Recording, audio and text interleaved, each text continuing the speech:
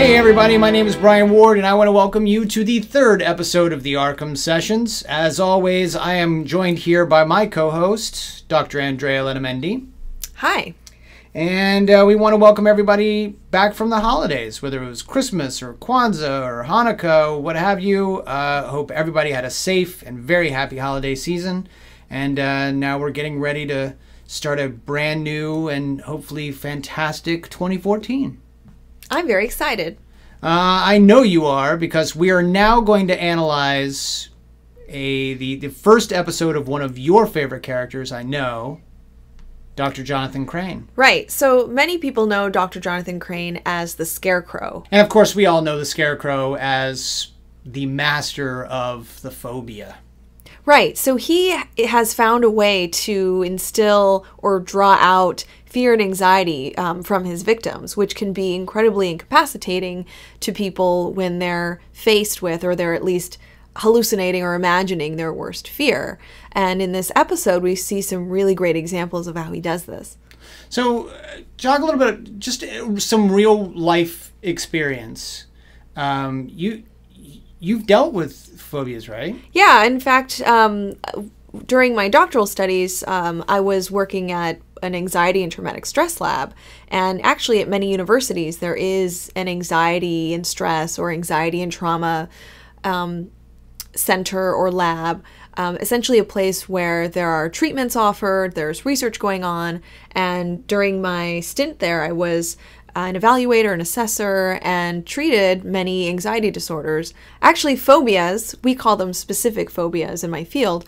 Specific phobias are quite common, and the prevalence rate is about 12%. So this would be, phobias obviously range in all kinds of things. I mean, we know people afraid of snakes, afraid of spiders, afraid of heights. Right, and there's actually different classifications of phobias. So you're right, some folks are afraid of specific animals, cats, dogs, snakes, reptiles. Other folks are afraid of situations, like being in an elevator, being on a bridge, heights, that kind of thing. And there are actually a lot of blood phobias, or fear of injection or needles, or even seeing blood.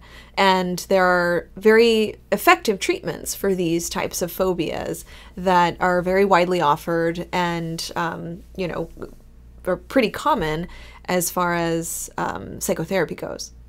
Cool. Dr. Crane's research in a university setting, maybe not all that unrealistic. No, I mean, what's kind of cool is that we see in this episode, we see some flashbacks of his work at a university lab. And although his techniques are a bit unethical, which we can talk about, his scientific environment is actually quite realistic. He's at a university lab. They even show the board, or ostensibly a number of other scientists or experimenters who are evaluating and approving his research, which is what we do. So if you can imagine, I'm sure while you were in college, you heard about different experiments or psychology labs offering credits or even, a few bucks to participate in a study. That's actually very common. So I really liked that in this episode, you kind of see a glimpse of Dr. Crane as a professor working at a university and undergoing these projects and trying to, what I would imagine is move science forward. So this episode, just like the last episode, I think we're going to have even more fun analyzing Bruce Wayne than we are the Scarecrow, because the Scarecrow, I don't know necessarily has anything. I mean, he's certainly a little bit on the sadistic side. Inducing terror has always intrigued me. I wouldn't say that he's necessarily got something that you would treat. Well, I don't know that we have enough information just from this episode, but you're right. I mean, similar to past episodes, what's great about this episode is that, sure, we have this villain who's interesting and mysterious and who needs to be stopped because he's doing something horrific or he's doing something illegal and potentially dangerous. But what we see is that brings out some psychology in Bruce Wayne that that's very telling, and that may allow us to see some side of Bruce Wayne that we wouldn't see without this villain drawing it out. So that dynamic is here as well.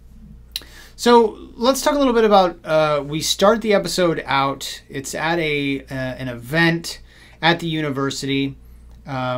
Bruce Wayne is moving toward the elevator along with Summer Gleason and another professor. He basically overhears the conversation. That other professor announces that he knew Thomas Wayne well and suggests that Bruce has sort of soiled the Wayne name. When your father was alive, Wayne was a name that commanded great respect. Now all Wayne stands for is a self-centered, jet-setting playboy. It's lucky your father didn't live to see what you've done to his good name. On one hand, Bruce doesn't really seem all that fazed by that, but then once that professor and Summer leave the elevator, Bruce, you could see, has sort of taken that to heart. Bruce does, in fact, seem to have a lot on his shoulders, but this is kind of where I've always had a problem with the Bruce Wayne character in general, whether it be in comic books or movies or the animated series. Bruce almost has to intentionally soil the Wayne name to get the job done as Batman. He's not really making Gotham proud as a Wayne, he's making Gotham proud as Batman. Right. I think what we're seeing, though, is that this old professor, his name's Dr. Long, he apparently went to college with Thomas Wayne. Right. And so he makes this remark to Bruce Wayne about, like you said, he's his father would be very ashamed and wouldn't be proud of him. And, I think you're right that he wouldn't be surprised to hear something like that. But it's not so much Dr. Long's assessment of him. I think it's potentially the hint of truth there. It's not so much what society thinks about him, it's what his father thinks about him. And so he might be having this moment where there could be truth to that. What if his father is disappointed in him? What if his father does think he's a failure? And I think this is important for this episode because it almost it kind of lays down this kind of fundamental tone here that this is starting out with him being uncertain and being disappointed in himself, and that there's this underlying component there. So we move on throughout the episode. The Scarecrow has revealed himself. He's breaking into the university's bank across the street from where this event is taking place. And he makes it clear that he's not there for money. This isn't about money. It's about revenge. He has been fired from the university for his unethical treatment of students or subjects in studying his phobias. Right. So he's, as we said, he's set up these experiments, and we do see in a flashback what he's doing. So he's got participants or subjects in these rooms, and he's exposing them to in vivo stimuli, which essentially is the real thing. So he's got, I think, like snakes and spiders, and people are covered in these things, and rightly so, they're having anxiety attacks and they're screaming, and it's clearly unethical what he's doing. So is this what you guys would call flooding, or? Well, it's unclear what he was doing, but my understanding is that he is interested in the process of fear, right? So it makes sense that what we would do in an experiment with human subjects is to put people in very real life situations. If we want to study the pathology of fear, if we want to study the chemicals related to fear, brain functioning, behavior, all that stuff, you would want the closest thing to that situation. And a lot of times we would put willing participants, subjects who have volunteered to be in these studies, to, be in MRI machines or to be in social situations or, be exposed to things that might make their heart rate go up and they might have panic attacks. And, that's not unethical right there. But it's my understanding the way that we look at these flashbacks is that these folks are surprised at what's going on. They seem to be unwilling to be in these experiments. they were clearly being taken advantage of. Their evaluation essentially is that what he's doing is unethical, and they pull, not only do they pull his funding, it sounds like they let him go. They fire him from the university, which is a huge blow to his ego because he sees himself as this, mastermind of psychology. So now, they will learn the true nature of horror. And what we gather from that is that, unlike Man-Bat, right, who was looking to find some kind of, superior combination of genes he was trying to improve the human race. We're not really clear on what Scarecrow is really doing. It's almost like he's just kind of doing it to get some kind of, the benefit to him seems to be this experiment itself. People, animals, it was all the same. And so I want to be clear that experiments involving human subjects and involving things like phobias, anxiety disorders, and fear, that's not unethical. What's unethical is when you conduct these studies and actually harm people, or animals, of course, or if you're even running a study and it doesn't seem to move science forward, right? It doesn't involve any kind of new discovery. It doesn't have an impact on the field, then you're really not going to get approval for that.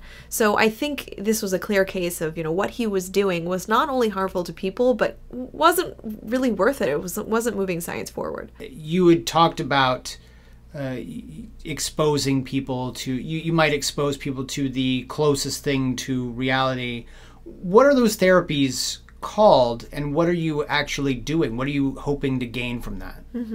Well, for many years, I treated something called social phobia or social anxiety disorder, and it's not considered a specific phobia, but social phobia is a very impairing psychological problem or condition where someone is so uncomfortable, anxious, fearful being in social situations.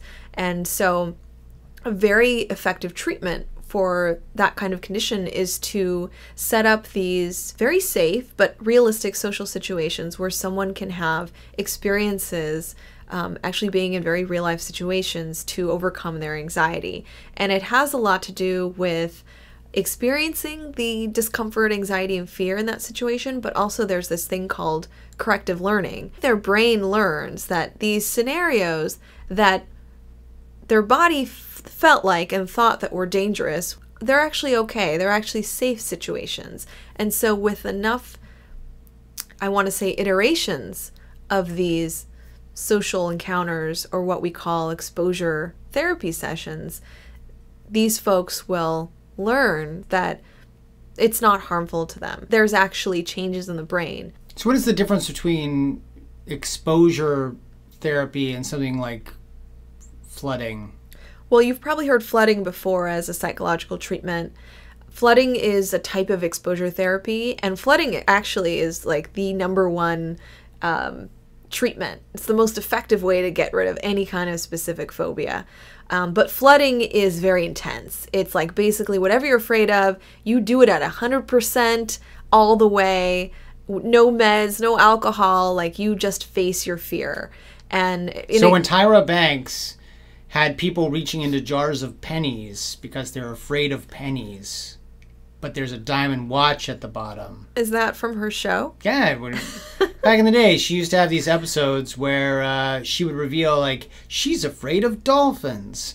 But she would go swimming with the dolphins, and then she would have other people come onto the shows, and she'd be like, you can have this diamond watch, but it's in a jar of pennies. And you're deathly afraid of pennies. So reach down through the pennies and you can get the diamond watch. And so she would make these people do these things. That's the equivalent of flooding, essentially, is to face the fear in vivo. It's right there in front of you. You're touching it, you're tasting it, smelling it, whatever. It's there with you. The fact that there's a watch there, though, there's an incentive, and believe it or not, that may make that particular treatment less effective because you can almost explain away the... You're willing to do it if there's a bonus Right. But there won't always be a bonus. You're getting something out of it, so you're willing to do it. And Right. you may not get that corrective learning that I mentioned.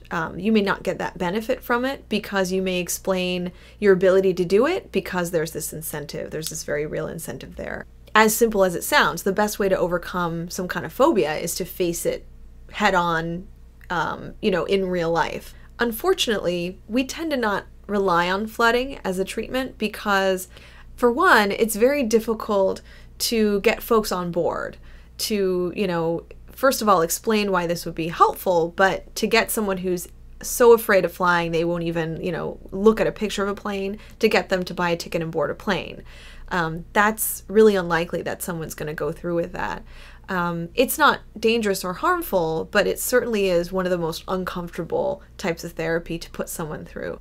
So we prefer treatments that are still exposure therapy, but we prefer gradual exposure therapy. So that would be, take this social phobia example, maybe getting on the phone and making a phone call to someone.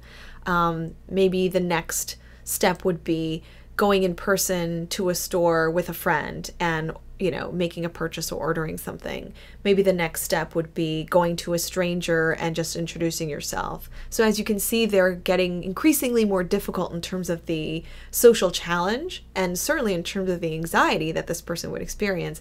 But they get to have this gradual experience where they have successes along the way. They're gaining the ability to actually go through with some of these scenarios. So how is that sort of treatment and what Crane is actually doing? What is the difference between ethical treatment and unethical treatment? I hear what you're saying. I have actually been in a therapy room with reptiles in an exposure therapy session. So one might look at what Scarecrow's doing and be like, well, that looks like exposure therapy. And it's not. And one of the biggest reasons is that the patient is the one who decides what happens to them. They're the ones who decides, this is as far as I'll go, or yes, I want to look at a picture of a snake right now. Yes, I want to look at a YouTube video of a snake. That's as far as I'm willing to go right now because my fear and anxiety is so intense. The therapist is seen as, certainly a coach. They teach them various techniques to get through the anxiety, but in no way does the therapist or psychologist push this on to the patient, right? I'm not throwing snakes on people. I'm not throwing spiders on people. That's unethical, right? That's where Dr. Crane is clearly doing something in his practice or in his experiments that's not helpful to people. The important part of the exposure therapy is that the patient makes the decision to do it and is willingly doing it. If you force it on someone, it may actually make them more fearful and anxious. You actually bring up a interesting point there. Let's talk about the gas a little bit. Now, clearly there is no fear toxin, but for the sake of the story, let's talk about what that fear toxin is doing. Mm-hmm. One would think, well, constant exposure to this fear toxin, eventually you would stop fearing the thing that is scaring you. However, you just said that you have to be willing, or otherwise it could be, B, making it worse. What is this toxin doing? Like, what is a phobia? What is it chemically doing? What is it psychologically doing? Like, what are people suffering from that this gas might be inducing? Well, it's interesting because it sounds like, or at least from the episode, it looks like this toxin is eliciting a phobia that's already there, right? Right. Scarecrow breaks into the university bank and puts guards down. No spiders! Get them off of me! No! He puts Batman down. Fight all you want, Batman, but you must succumb to the fear. It's clear that his father is disappointed in him. Bruce, you have failed me. Father? Later on, he gets hallucinations, I believe, of even Summer Gleason talking about how he's failed Gotham, and so it's not just his parents that he's worried about. It's all of Gotham. So what is it that this gas is doing to these people? I would say it's not so much eliciting a phobia. It's much more complex, right? Because you said that Batman it's almost like he's having these visual hallucinations and auditory hallucinations, but all of the messaging is the same, right? You failed me, you failed Gotham City, you're not living up to your name, you're not doing what you said you would do to protect these, to protect the city and keep people safe. And so that's not so much a phobia as it is a fundamental core belief or a fundamental schema, if you will, about oneself. And it's clear that for Batman, his core schema is about his ability to do his job, his ability to keep people safe, to protect the city, and to prevent what happened to his parents from happening to other innocent people. And his mission is essentially translated by his actions, by all of the the hard days and nights that he's out in Gotham City fighting these villains and criminals and putting them into Arkham Asylum. So what's interesting is that the fear toxin, for some of the guard, it was like, well, he's hallucinating that he's covered in spiders and he's having a panic attack, and I think most of us would find that pretty grotesque. Did he have this phobia before then? I don't know. It could be that this toxin seems to interact with the brain, with some neurochemicals, neurotransmitters, perhaps in the amygdala, which is the fear center of the brain. Again, this is all fictional, but maybe it somehow elicits fundamental fears that people have. And for Batman, it's a lot more complex, right? It's not just spiders or snakes. Certainly it's not bats, but it's this fear of failure. So something you just mentioned a minute ago with the fear toxin is that it might be tapping into a pre-existing fear, or it could be turning something against someone. It might be creating a fear of something, which we kind of see when the Scarecrow pumps in the gas into sort of the benefit where Dr. Long and everyone is, and they suddenly see Batman as this sort of nightmarish giant bat. Clearly that entire room doesn't have a fear of bats. They all had a bat phobia, apparently. Yeah. I mean, I think that scene is important because remember in the beginning of the episode, we started with this notion, or Bruce Wayne's notion, that he's a disappointment and that he's letting people down.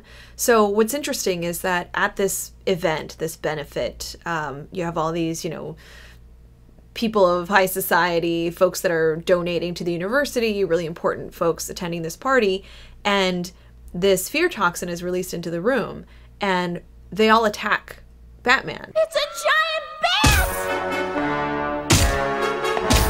bat! Batman's in the room to, to have his face off with the Scarecrow.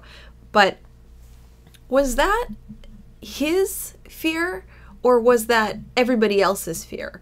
Because ultimately that plays back into his worry or his concern that he's not doing his job and that he's a failure. I mean, everybody's attacking him and they essentially are lashing out at him and yelling things at him.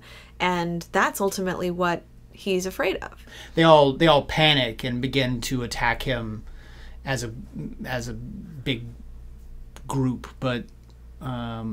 But yes, you're absolutely right. It could then reinforce his fear that the city is afraid of him or mad at him or right. I think it was nicely done, that scene. I think it was important that we're seeing him essentially being taken down by society because they're no longer on board with him. They're not aligned with his mission anymore, and he's being beaten down. So right. I think it's kind of a cool scene. And then we get to sort of a classic ending of a Batman the Animated Series episode, which is that... A blimp. A blimp, yeah. They all end with a giant blimp. Yeah, you've got to be on a blimp, a dirigible. Nigel gets hit with the dart that was intended for Batman, who, by the way, is already suffering from... He apparently got the extended release fear toxin. Yeah. Because he is still hallucinating from the first dose that he had, you know, way back at the university. It hits him. Bank. It hits him in, you know, high stress situations, I guess. Right, which is what extended release medications actually do. It sort of comes in doses or in waves. So I don't know. I mean, I think that's what was supposed to happen because I think the Scarecrow mentions that he's still being afflicted by the fear toxin. So he knows like this is supposed to happen. It's right. He's going to have these episodes of hallucinations or scenarios where he's going to be incapacitated again because of the intense fear. But Batman, being Batman, doesn't need a antidote serum or anything like that. He wills it away. You are not my father. I am not a disgrace. I am vengeance. I am the night. I am Batman. It's a very, I think it's a pivotal, poignant, you know, moment there, because for me to see this play out, especially as a kid, but you know, now as an adult, having this, you know, be my profession, it's incredibly inspiring, I think, and powerful, because we have what he's envisioning or hallucinating about his worst fear. He is in the middle of this interaction where he could potentially fail. And he even says, not now, why is this happening to me now? Although I think it's interesting that the thing he says to get it to go away is he's almost deflecting. Because, you know, you got Thomas Wayne hovering in the clouds and saying, you know, oh, you're such an awful son, you're such a disappointment.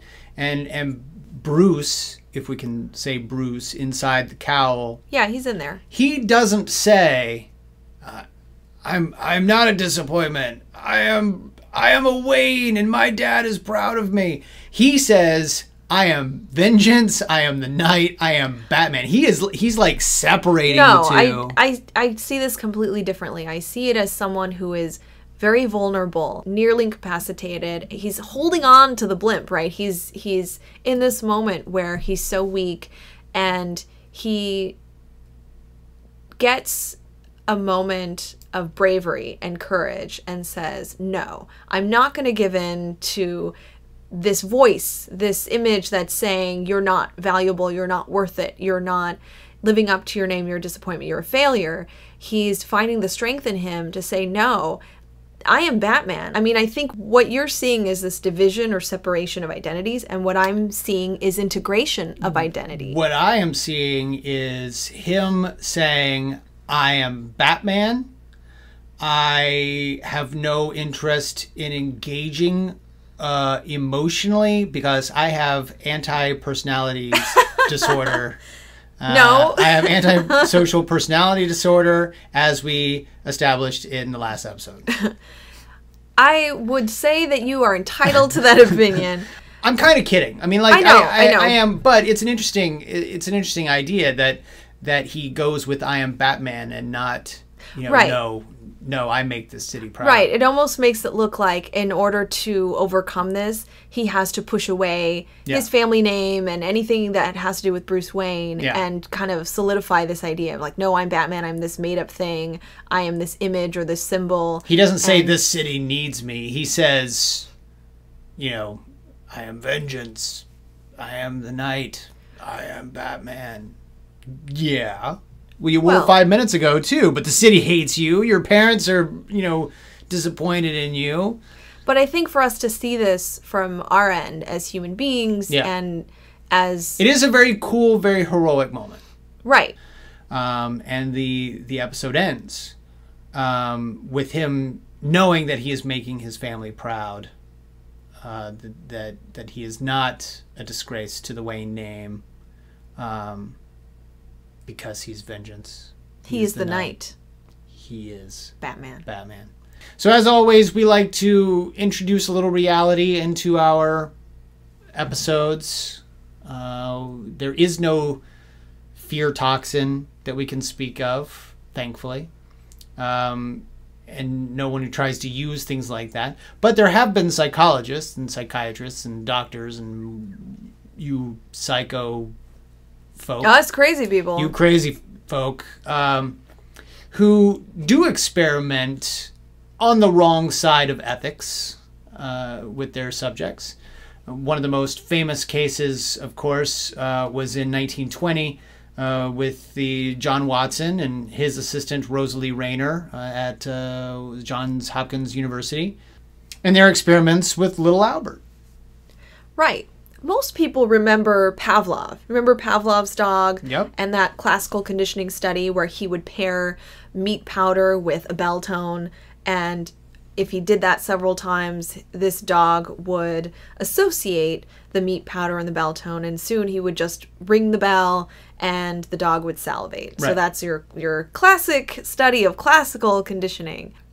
I think Little Albert is a lesser known experiment in psychology that essentially studies the same kind of association, but Watson, the experimenter, was interested in using human beings as participants instead of animals, and little Albert was an infant who was chosen, I believe, because his mother was associated with the lab or the university. I can't remember, but they chose this infant, and he paired loud noises with a little white rat.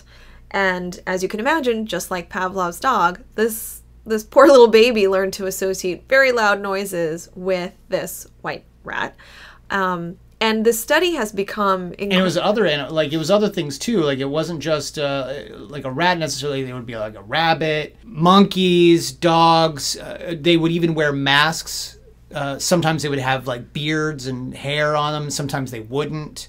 And so eventually it got to a point where this baby would essentially begin to associate fear, this loud noise, with anything that was furry.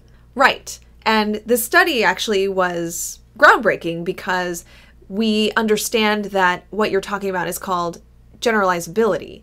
So it wasn't just the white rat that this child associated with this loud noise, and it was a clapping noise. Yeah, it was a steel bar being hit by a hammer. Yeah, okay. So a steel bar being hit by a hammer for a baby is intensely fearful.